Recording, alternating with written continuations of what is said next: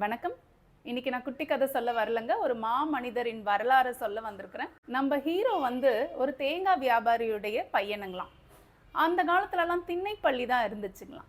அந்த திண்ணைப்பள்ளியை நடத்திட்டு இருந்தவர் வேலாயுதம்ட்டு.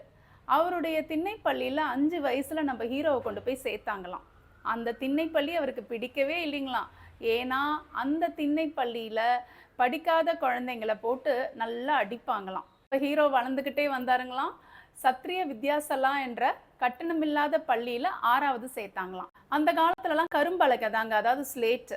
நம்ம ஹீரோ பரீட்சை எழுதிட்டு இருந்தாருங்களாம். அப்போ திருதிருப்புன்னு ஆசிரியர் நீ பக்கத்து ஸ்லேட்டில் இருந்து பையனை பார்த்து நீ எதுக்கு எழுதுற அப்படின்னு சொல்லிட்டு கத்தினாருங்களாம். அவரை அடிக்கவும் செஞ்சாருங்களாம். அப்போ நம்ம ஹீரோ சொன்னாருங்களாம், இல்லை இல்லை நான் அந்த மாதிரி செய்யவே இல்லை அப்படின்னு சொன்னாருங்களாம். நீங்கள் வேணுமா என்னோட கரும்பலகையை பாருங்க அப்படின்னு சொன்னாருங்களாம். அப்போ அந்த பக்கத்து பையனுடைய கரும்பலகையை வாங்கி ஆசிரியர் பார்த்தாருங்களாம். அப்போ பார்த்தப்போ என்ன தெரிஞ்சுதுன்னா, பக்கத்து பையன் எழுதின பதில்கள் எல்லாமே தப்பு. நம்ம ஹீரோவுடைய கரும்பலகையை பார்த்தாருங்களாம். அப்போ அந்த பதில்கள் எல்லாமே சரியா இருந்துச்சுங்களாம். ஆசிரியருக்கு ரொம்ப தர்ம சங்கடமா ஆயிடுச்சான். அந்த ஆசிரியர் நம்மளுடைய ஹீரோவை கட்டி அணைச்சு, நான் தெரியாம தப்பா நினைச்சிட்டேன்ப்பான்னு சொன்னாருங்களாம். வருத்தமும் பட்டாருங்களாம். இதுதான் அவருடைய பள்ளி பருவமா. இந்த மாமனிதரின் வரலாறு தொடருங்க. நாளைக்கு சந்திப்போம்.